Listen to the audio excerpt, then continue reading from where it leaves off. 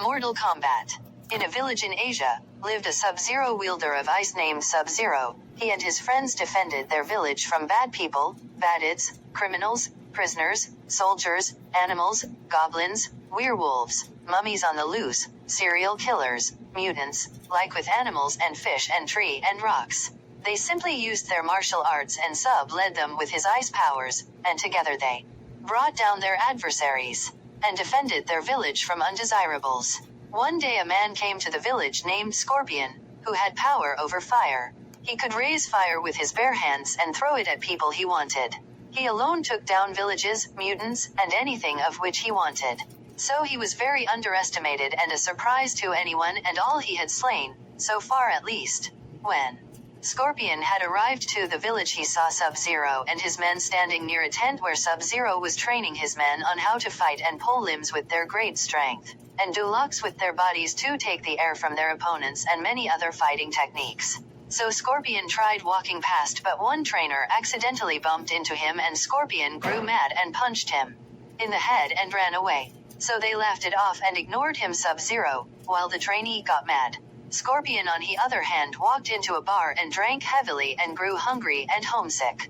Homesick about the people he cared about, his wife, daughter Amelia, dog and dad Puncha. His wife's name was Emilio, and they were all happy where they were. But one day Scorpion came home drunk and hit Amelia in the face with his palm. And she cried, and the next day Amelia told her grandpa. And her grandpa was very fond of her and kicked Scorpion out of the house, and he wasn't seen for 2 weeks since, even now. So Scorpion laid there on the floor outside the bar when he had exited, and night came for its close. And he grew mad and started practicing burning himself to relieve his pain. Eventually Sub-Zero had finished his lesson and him and his trainees went home where they stay and slept. And the next day Sub-Zero woke up to some noodles and ate it with grape juice and was happy. His trainees ate what they ate where they live, and the village was happy and thrived. One day Sub-Zero saw Scorpion walking around his house outside and asked him if he had an anger problem because he hit his trainee and was walking in a blunt rage around his house outside of it. So Sub-Zero walked up to Scorpion and held his hand in front of him to stop him. And Scorpion said he had home problems, and that it involved him hitting his kid. And as Scorpion spoke, a mutant famous and a bandit named Reptile resembling a dragon came to the village and threw a trainee of Sub-Zero at Scorpion 50 feet away. And they grew scared and were helpless because he was very strong, stronger than them. And Sub-Zero and Scorpion went back to back and used their powers against Reptile. But Reptile spit fire from his mouth and melted Sub-Zero's ice ball, and kept Scorpion's fire at bay. And Sub-Zero's trainees ran out of their house right next door, and all the villagers in their shops and in the village locked their doors and hid inside. And Sub-Zero's trainees circled Reptile, and the one that was thrown stayed with Scorpion and Sub-Zero and was a little weak but stayed strong. And Sub-Zero devised a plan. The trainees would rush Reptile, while Scorpion and Sub-Zero put their powers in the air, fire and ice, and the trainee would watch the village's entrance where Reptile could escape. And they would drop their fire and ice on Reptile and leave him dazed while the trainees held him down with their locks and techniques. So Sub-Zero and Scorpion did as they thought was right and lit a huge fire, and Sub-Zero made Ice Glacier great. And they dropped it down as Reptile was surrounded, and the group did their part, and Reptile was crushed by the glacier and burned much, and the group subdued him, and he had tough skin so he survived the burning but was very charred, and they tied him up so he couldn't use his strength with iron and to keep his hands from moving and his mouth with ice to prevent him from burning anything or anyone. And they all agreed to kill him there and then because he was very evil and it was in his nature to be evil and crazed. And they all disposed of his remains. They killed him by fire to his eyes by the great Scorpion, now known all over the land for slaying the beast completely, and so were the others. At the end of the day, when Sub-Zero had finished his speech to the village, and they went back to peace and civility, Scorpion said his goodbyes and headed back home. And he told his dad how he had slew the famous Reptile and brought back his tail for evidence. And his father was proud and invited him back home. He told his daughter, and eventually Scorpion stopped drinking alcohol. And they all lived happily ever after and carried on with their lives. Though Reptile's clan was furious when they learned the news, and they sent out their group to Terio's Scorpions and Sub-Zero's villages, for they had grown famous now, and word of them spread all over. So one night when Scorpion was sleeping, he awoke and heard a scream. A young woman it was. And he ran outside and saw his daughter dead on the floor, burned to shards. And the reptiles saw Scorpion and prepared to fight him. So they fired smoke and rocks from their mouths at Scorpion, but he jumped high in the air and let out a huge flame 10 feet high and wide and burned the trio of reptiles, and they survived due to their thick skin. And they laughed and rushed Scorpion falling down. And they held him, and continued hitting him and torturing him. And the villagers left and ran, while his dad hid in the house watching, hoping he would break out.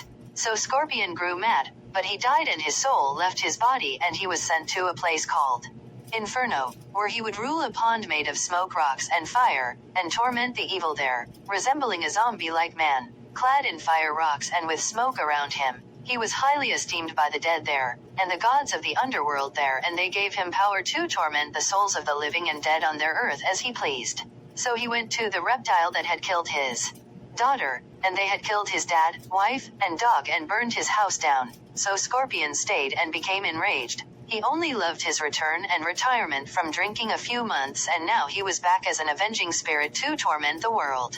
So he found the reptiles with his new acquired powers, and took their souls from their bodies and threw them in his rocks and smokes, and they remained stuck underground, living down there in Inferno. And Scorpion grew mad because he couldn't go to where the good people were kept in the place above, ruled by the gods, where they are visible, and where his family was. So he remained where he was to stay, and stayed, and lived enraged the rest of his life and forever. On the other hand, Sub-Zero learned what had happened and made sure to guard his village with all he could, and he made a new special armor that was fireproof, and used it just in case an emergency would transpire with the reptiles. And one day they did show up, but Scorpion had knew they would show up, so he appeared in front of the 6 reptiles that were ready to avenge the famous reptile, and Scorpion drew much fire from the sky about 100 yards full, and dropped it on the reptiles, but they remained due to their tough skin, and Sub-Zero froze the fire and a snow had enveloped around them. A beautiful dark scenery of their present situation. And Scorpion left because he had done all he would do to them. He wouldn't pull their souls out yet. He wanted to see what Sub-Zero would do, and hoped he would die and lead him to his family who were lost to him. Sub-Zero was outraged when he had left and saw that he was different and saw what he was getting at. And he made himself ice and beat the reptiles to death, avoiding flame, by his genius and quick wit. And they were beat to death. And Scorpion remained the watcher of Sub-Zero's soul for the remainder of his life, hoping he would die and show him his family in a great fight that would cost him everything like he fell. And they continue to do this to this day. The end. What is saved to her? Saved to her. Fire mixed with ice is distant and not the same, making her saved, keeping it at bay. That will never coexist, and this is their differences no matter how dark it may be. She is saved by practical, and by this written stoic archaic separation of personalities, which together would result in Sub-Zero her the cool and lenient one to a dark fiery place like Scorpion. Scorpion would be something that would trap her, a bad dark trap, like one that would cause her to go to hell or something spoken to her.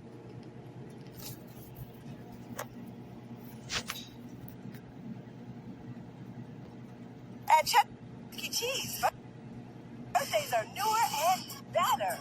Newer games,